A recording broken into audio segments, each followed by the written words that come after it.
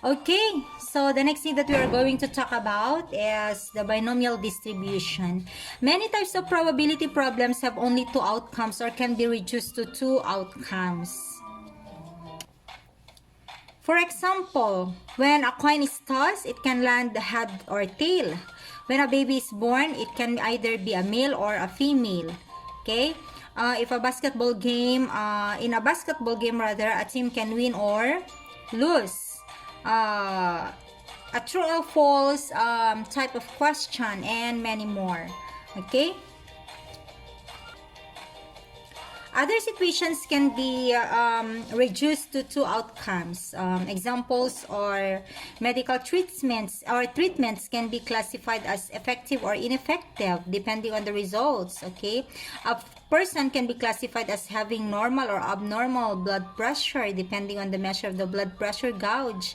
Multiple choice question, even though there are 4 or 5 answer choices or options, can be classified as correct or incorrect. Situations like this are called the binomial experiments. Okay? So, a binomial experiment is a probability experiment that satisfies the following requirements. So, we have 4 requirements for binomial experiments. The first one is there must be a fixed number of trials. Naka-fix lang yung number of trials niya. Okay? It can be 1, 2, or 3. So, naka-fix lang siya. And then, each trial can have only 2 outcomes or outcomes that can be reduced to 2 outcomes, just as I have discussed a while back. These outcomes can be considered as either success or failure. Okay, halimbawa dun sa multiple choice na sinasabi ko, even though there are 4 options, but it can be reduced to correct or incorrect. Ayan. So, kapag correct mo siya or kapag tama yung option na nilagay mo, then that is success. And the other one is, or the others will be failure. Okay? The outcomes of each, number 3, the outcome of each trial must be independent of one another. Hindi nakaka-apekto yung outcome na nauna sa pangalawang outcome. Okay? And the probability of a success must remain the same for each trial. So, constant yung probability of success for each trial. Hindi siya pabago-bago. So, these are the 4 requirements satisfying binomial experiments. Okay? So, these are the outcomes of a binomial experiment, and the corresponding of these outcomes are called a binomial distribution. So, in a binomial distribution, we will be using some of these notations or maybe all of these notations. Okay? So, the first one is the probability of S, or the probability of success, or the P of S. The symbol for the probability of success, we have the P of F, the symbol for the probability of failure. Okay, and then we have the small letter P, the numerical probability of success, small letter Q, the numerical probability of failure. So this is the formula for not really, it just depicts yung binomial or the probability of our binomial distribution. Okay, so we have the probability of success is equal to P, because the probability of success has P as the numerical probability of success. Ayan. And then we have the probability of failure is equal to 1 minus P, or that is also equal to Q. And we also are going to use N, small letter N, as the number of trials, and big letter X as the number of successes in its in trials. So, let me remind you that X should be greater than or equal to 0, but less than or equal to N. It's no longer 1 this time. Okay, so yung X kasi yung number of successes natin in its trial, and it can be equal to the number of trials. Maaring lahat ay success. Okay, but it should not exceed the number of trials. Okay, so X can acquire or assume the numbers 1, 2, 3 up to N kung ilang trials siya. Okay? So, hindi siya pwedeng lumagpas sa number of trials, hindi rin siya pwedeng bumaba sa 0. Okay? That is, that should be ang tawag dito, dapat matandaan nyo yan. Okay? Now, this is the binomial probability formula.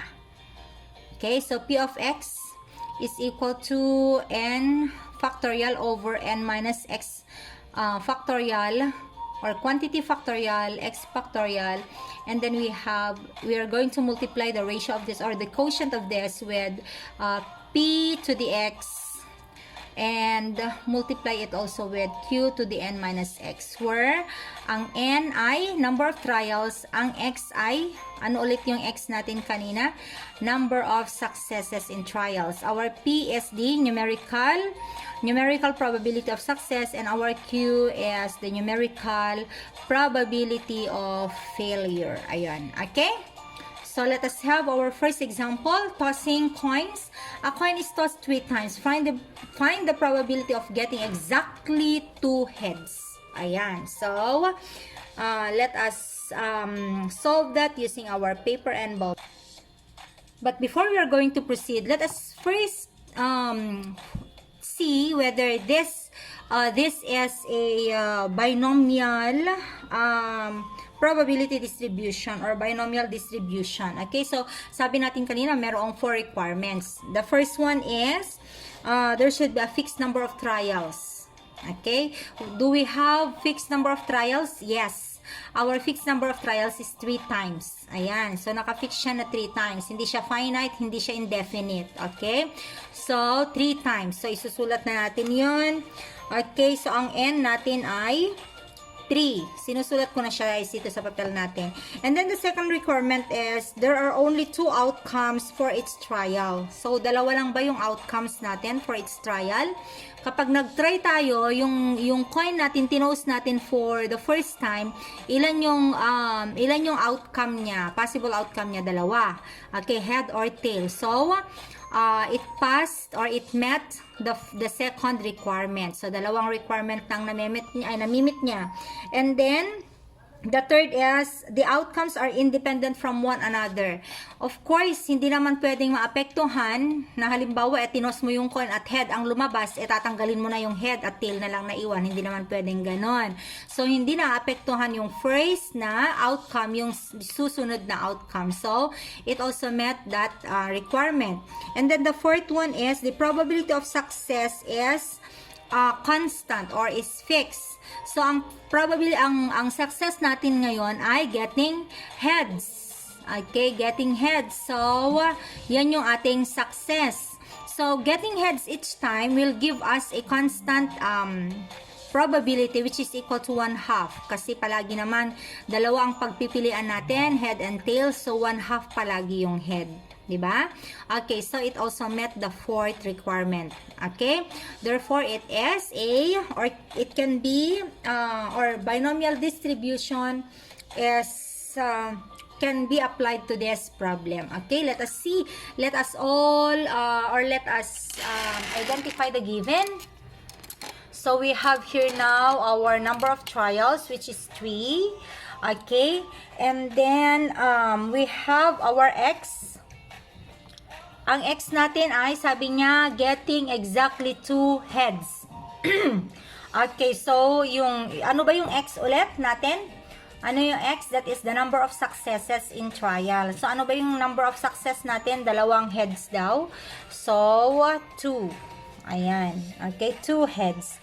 And then, we have p, the probability number of... Kasi isusulat natin yung formula para makita natin kung ano yung mga kailangan natin. The probability of our event or our trial, or the probability of our success rather. Sorry, the probability of our success is equal to n factorial over n minus x. That is big letter x, okay?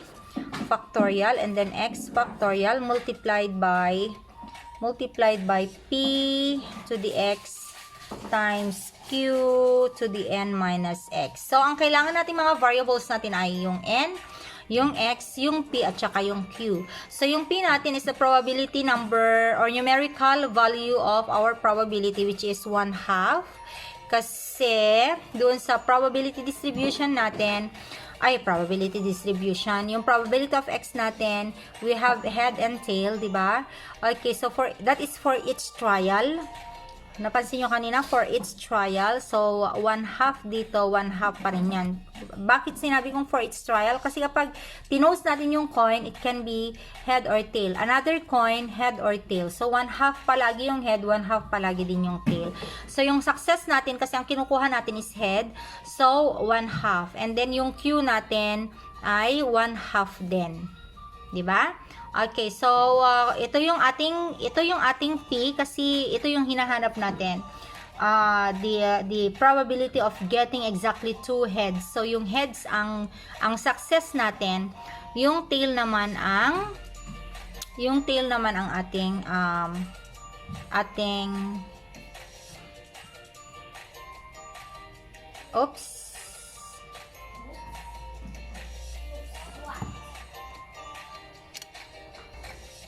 Yung ating failure. Okay? So, 1/2 pa rin siya. And so, we're just going to substitute this given to our formula. We have P of X, or the probability of X, which is getting 2 heads, is equal to our N, that is 3 factorial. Okay? Over our N minus 3, 3 minus 2 factorial, and then 2 factorial X. Okay, multiplied by our P is 1/2. 1/2. Okay. 1/2 raised to our X is 2. Ayan. Multiplied by 1/2 our Q. Okay, our Q is 1/2. Okay, raised to... Bakit kasi hindi makita? Oops, sandali guys.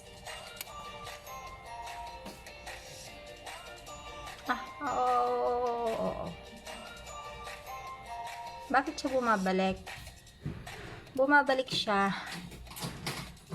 Ayan. Ayan. Okay. So, yung ating P ay 1/2 raised to our X, which is Q, which is 2. And then, our Q is 1/2 raised to N over, N minus, our N is 3 minus 1, minus 2 is 1. Ayan. Okay. So, are we ready? So, 3 factorial. 3 is 3 times 2 times 1 over 3 minus 1 is 1. 1 times 2 times 1. So, i-cancel na natin yun at saka yun. And then, multiplied by 1/2 raised to the second power is 1/4. Okay, and then times 1/2. Ayan. Okay, so 3 times 1 is 3 over 1 times 4 is 1 times 2 is 8. So, the probability of getting 2 heads is 3 over 8. Ayan. It makes sense kasi parang pinahaba lang natin dito yung ating computation. Kasi kung makikita ninyo doon sa first example natin kanina or yung previous example natin, meron tayo dito. Nasaan na ba siya? Nandito pa ba? Hanapin ko lang sandali guys. Okay? Please be patient. Titignan ko lang. Ipapakita ko lang sa inyo. Wala naman na. Wala siya. Okay. So, doon kanina sa isang example natin, 3... Yung sa probability distribution natin. Sige, balik ko na lang siya dito. Dito sa ating, para makita ninyo. Ayan siya. Okay, ayan. So, exactly 2 heads. 3 coins ito na na-flip simultaneously. Yun naman ay 1 coin na 3 times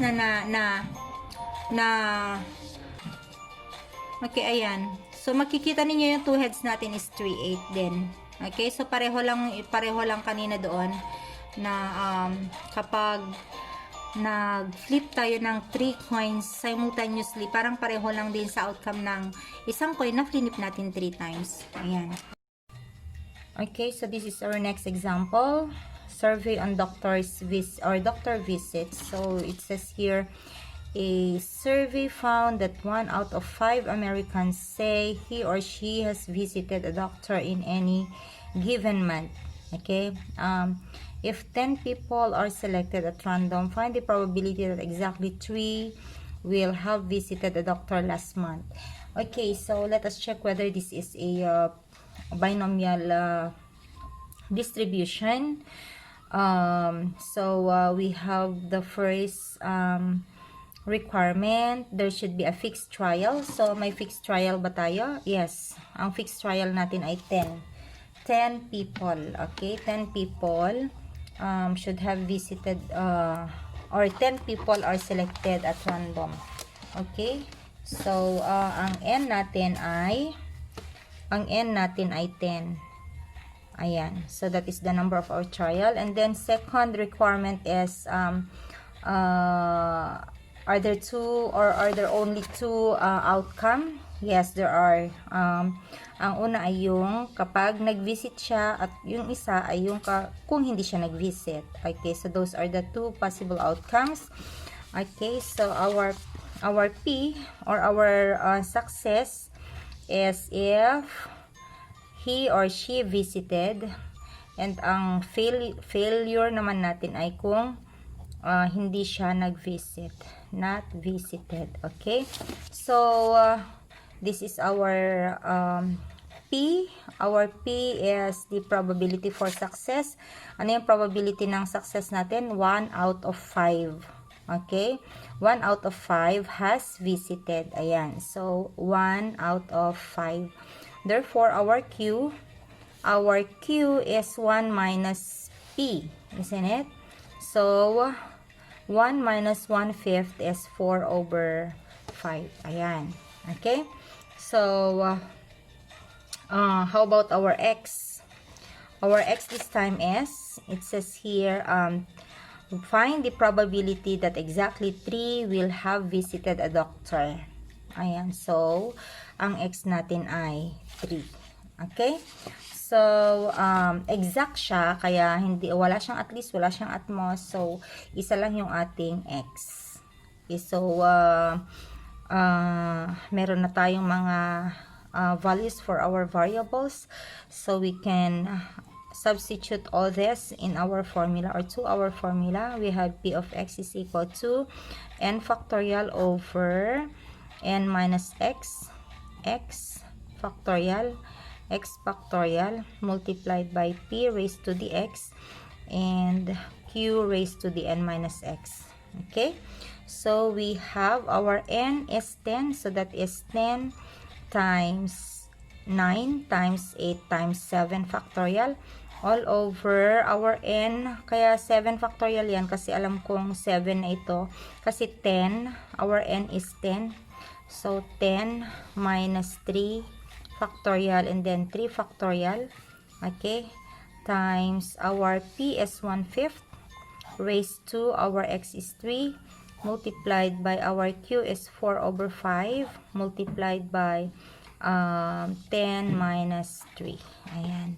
So, we have ito ay magiging 7 factorial na siya, di ba? So, we can cancel this at saka yan.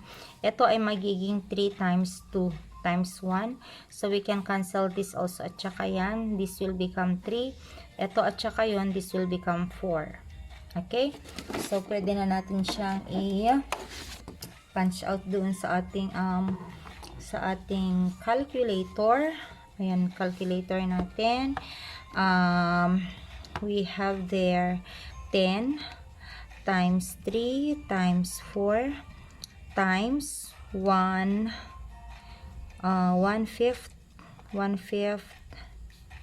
raised to the third power. Ayan. And then we have 4 times. Okay, times 4 raised to 7, right? Oops, raised to 7. Ayan. And then balik tayo doon kasi oops. Sorry. Ayan, balik tayo dyan kasi ganyan. Ay. Sige. So, that is raised to 7. And then, punta tayo doon sa baba. That is raised to, or 5 raised to 7. So, that is equal to, ayan, 0 point, or the probability of 3 ay 0.2. Okay. So the probability that 3 of the 10 surveyed or selected people visited their doctors is 0.2 or 20%. Okay. So that's it. Let us have our next example. It is on our PowerPoint. There we have it. A survey from, or it is a survey on employment. A survey from Teenage Research Unlimited in Northbrook, Illinois, found that 30% of teenage consumers receive their spending money from part-time jobs. If 5 teenagers are selected at random, find the probability that at least of 3 of them will have part-time jobs. Okay, so is this a probability distribution? Yes. Binomial distribution? Yes, because we have a fixed what do you call this, number of trials. We have 5. That is our number of trials. Paano ma-identify yung number of trials? Sila yung nase-select kapag selection kapag people, o kaya selection yung ating problem. Sila yung nase-select, yung number ng nase-select, yun yung ating number of trials. Okay? And then yung susundan ng probability, yun naman yung ating x. Okay? And then i-analyze nyo na lang kung alin ang success at saka failure doon sa ating given. So dito ay 30% of teenage consumers receive their spending money from part-time jobs. So we have two outcomes here. Ibig sabihin the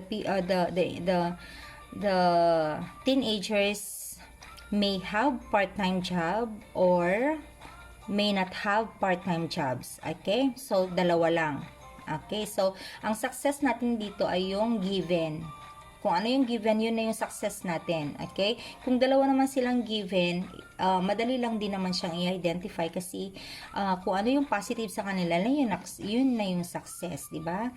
Okay. So, 30% ang ating success na ang mga estudyante daw, or probability ng success natin rather, na ang mga estudyante daw ay may part-time job. Okay, so isusulat natin yung ating mga given dito sa ating papel para mas lalo ninyong maintindihan.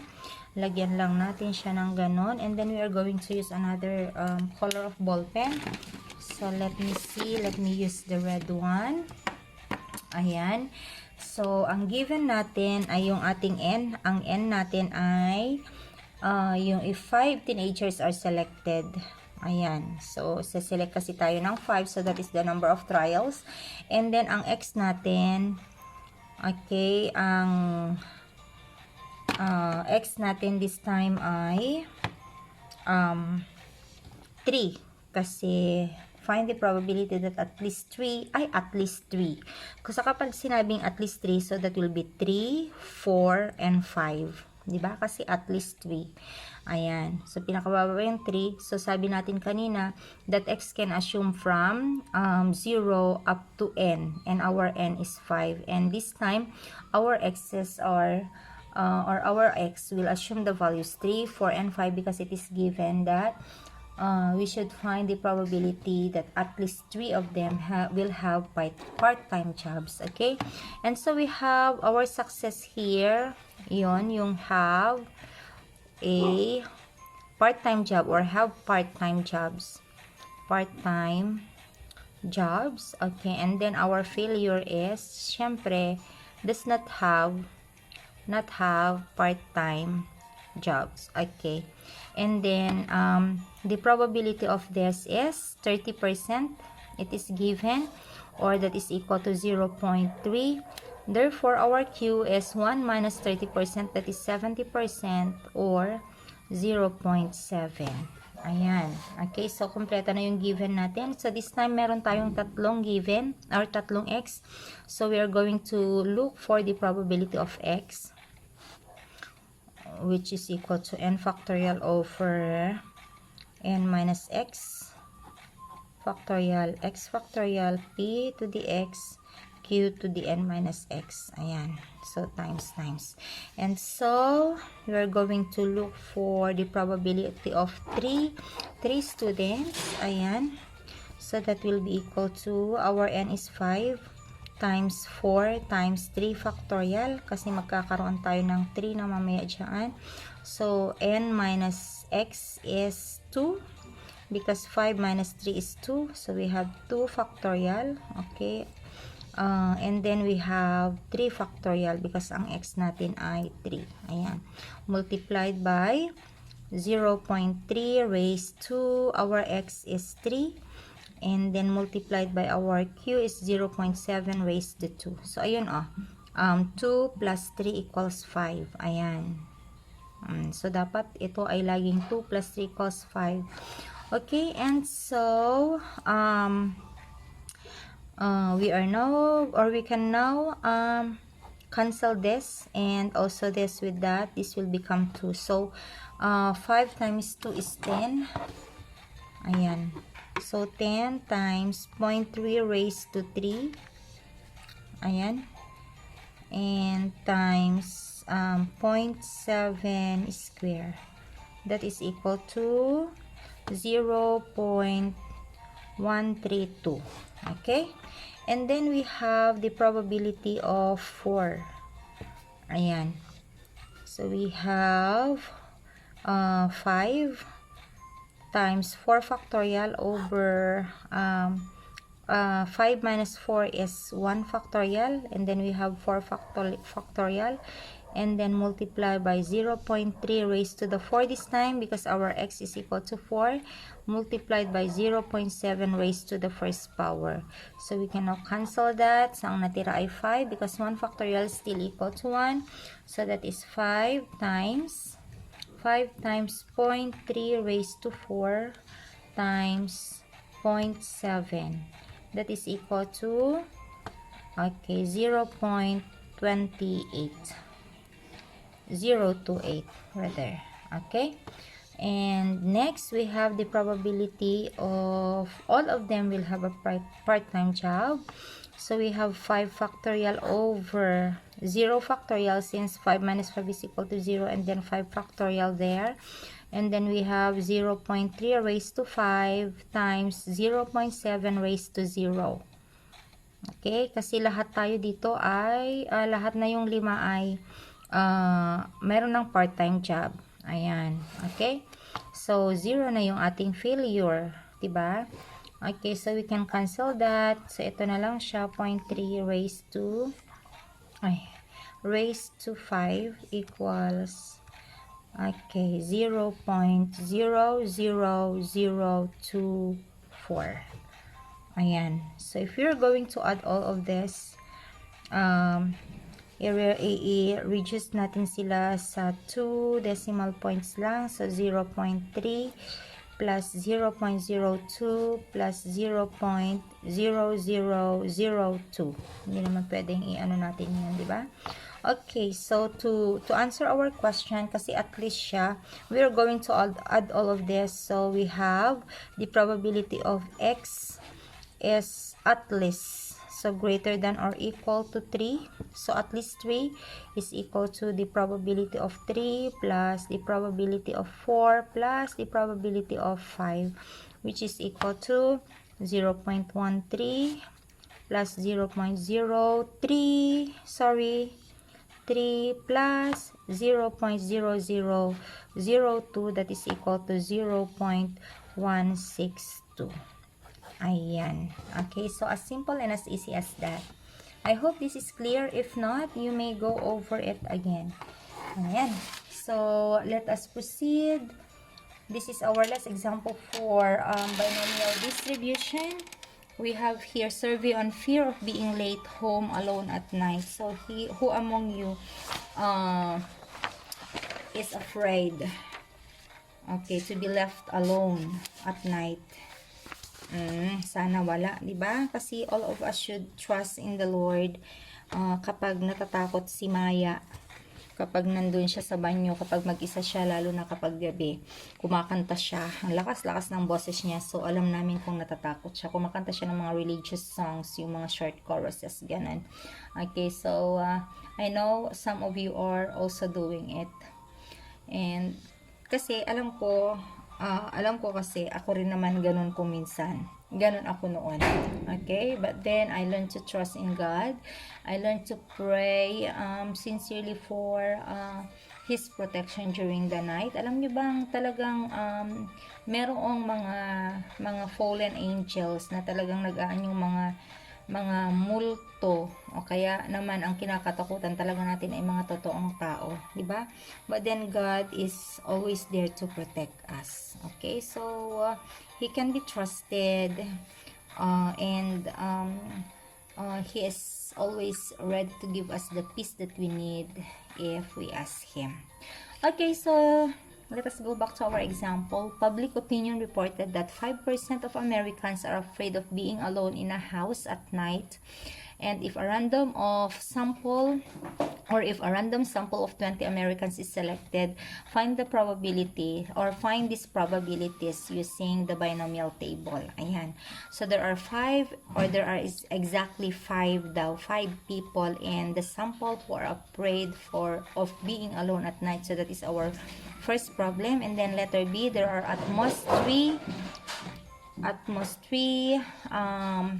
people in the sample who are afraid of being alone at night. And letter C, there are at least 3 people in the sample who are afraid of being alone at night. Okay, so let us solve this one after the other. So letter A.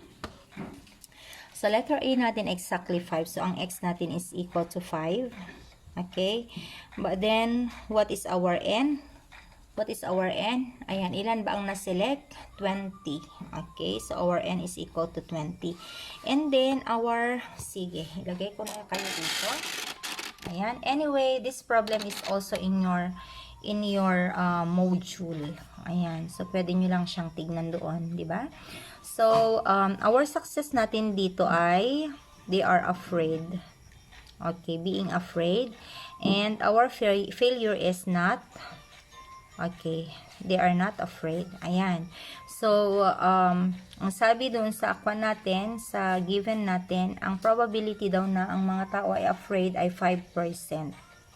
Or, that is equal to 0.05. And so, our Q is 1 minus 5%, or 100 minus 5, that is 95%. Or that is equal to 0.95. Okay, so we are ready to go. Our formula is P of x is equal to n factorial over n minus x factorial multiplied by p to the x q to the n minus x. Ayan. So, let us just substitute. So, our x is 5, so p of 5. And so we have 20 factorial, or let's say 20 times 19 times 18 times 17 times 16 times 15 factorial. Ayan. All over n. Our n is 20 minus 5 factorial, and then we have 5 factorial, or 5 times 4 times 3 times 2 times 1. Ayan. And then multiplied by Adong P. Our P is 0.05. Sorry, 0.05 raised to 5. Our X multiplied by 0.95 raised to 15. That is 20 minus 5, diba? Okay, kasi 5 plus 15 equals 20. Ayan. And so, this will become 15 factorial already, isn't it? So, we can cancel this and that. This and this will become 4. And then, this will become 2. Yeah? And this will become 4 also. And, alin pa? Ito at saka yun will become 6. Okay? So, ang natira na lang, i-circle natin para hindi kayo malito. This one, this, and this. Ayan. So, calculator natin siya. 4 times 19 times 6 times 17 times 2 times. Okay, so tama tayo. 4 times 19 times 6 times 17 times 2 times 0.05 raised to 5. Okay, and then times 0.95 raised to 15.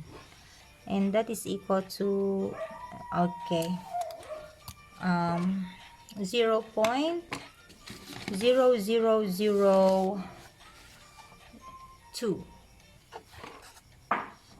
0.0002.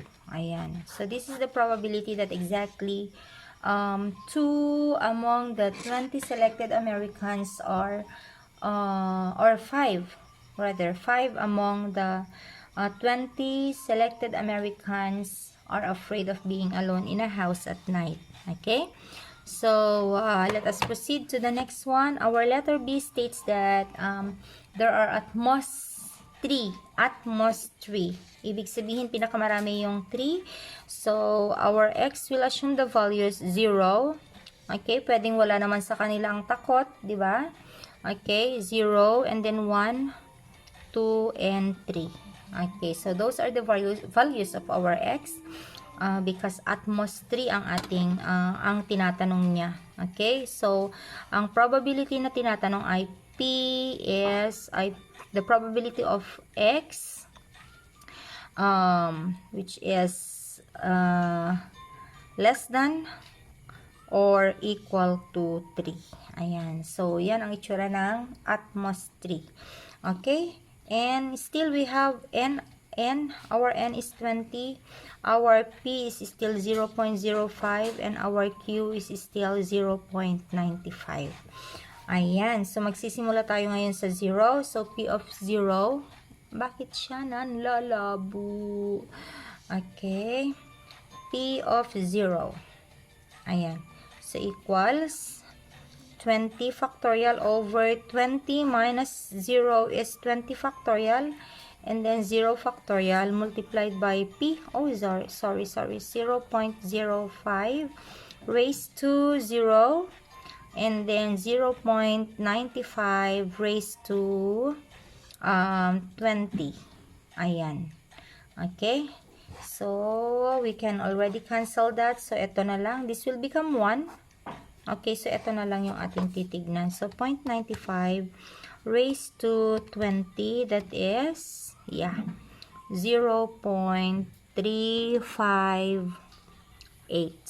Ayan.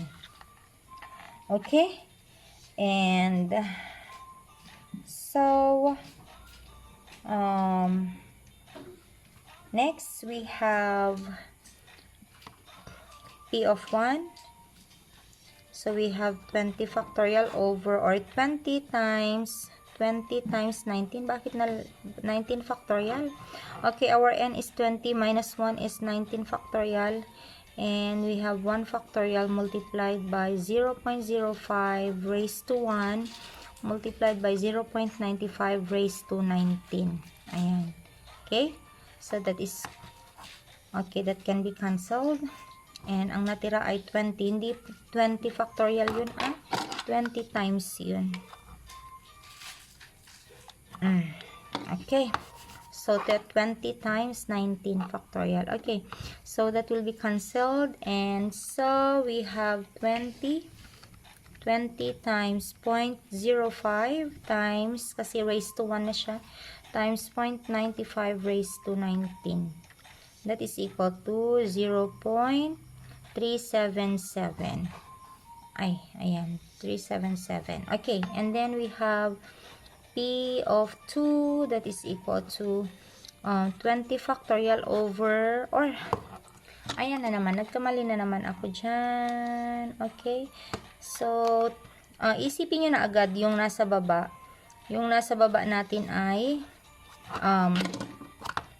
20 minus 2 is 18. So, hanggang 18 na siya. So, 19 times 18 factorial. So, 20 minus 2 is 18 factorial and then 2 factorial.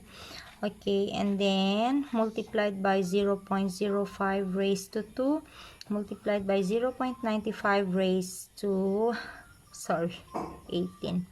Okay, so we can cancel this and that. This and this will become 10. Ayan. So, that will be equal to 10 times 19 times 0.05 raised to 2 times 0.95 raised to 18. That is equal to 0.189. Okay, there you go. Then we have the last one, P of 3 equals 20 times, so 3 yan, so 20 minus 3, 17. 19, 18, 17 factorial over 17 factorial, 3 factorial. Okay, and then we have 0.05 raised to 3, 0.95 raised to 17. Okay, I hope you are following. Ito ay yung x natin. Ito yung n minus x. 20 minus 3. Okay? And so, we can cancel this and this. This will become, sorry guys. Sorry. Okay. This will become 3 times 2 times 1. So, we can cancel this and this. This will become 6. This will cancel, we can also cancel that. So, this will become 3. Ayan. So, we have 20 times 19 times 3 times 0.05 raised to 3. Okay. Times 0.95 raised to 17. That is equal to 0.05. Okay. Or 0.06. So, since this is the probability that we are looking for, so ipag-a-add natin lahat yan, diba? So, dito na natin siya i-add. Tinamad na ako. So, P of X, which is greater than, less than or equal to 3. Ayan. Is equal to, so let us add 0.95, 0.358, plus 0.377 plus 0.189 plus 0.06 is equal to, there we have it, equal 0.984. Okay, so the probability that at least or at most 3 of this 20 selected Americans are afraid of being alone in a house at night. Okay? So, next we have here, tignan ninyo yung susunod nating problem. Okay, sabi niya there are at least 3. Pinakamababa daw yung 3 at 20 yan. So, ibig sabihin, kukunin natin yung probability ng 3, 4, 5, 6, 7, 8, 9, 10, 11, 12, 13, 14, 15, 16, 17, 18, 19, 20. So, we are going to solve for 18 probabilities. Kaya pa ba? Hindi ko na kaya. So, gagamitin natin yung pinag-aralan natin na at least noong nakaraan. At least. The probability of at least. Natatandaan ninyo? The probability of at least is equal to, okay, the probability of everything minus the probability of at most. Ay, naku, ano bang sinasabi mo, ma'am? Okay. So, ang kinukuha natin kasi dito ay yung probability of x, okay, assuming values from 3 to 20. Ayan. Okay, 3 to 20. So, 18 na probabilities yan. Pero, meron tayong formula na P equals 1 minus Q. Okay, the probability of our success minus the is equal to 1 minus the probability of failure. Yung failure natin, yung Q natin, kung i-analyze natin, ang Q natin ay yung probability ng failure natin, which will become the probability of x assuming the values of 0, 1, and 2. Nakukuha nyo yon? Okay, so ito yung failure natin. Ito yung hindi kasama doon sa ating set of probability na hinahanap. Okay?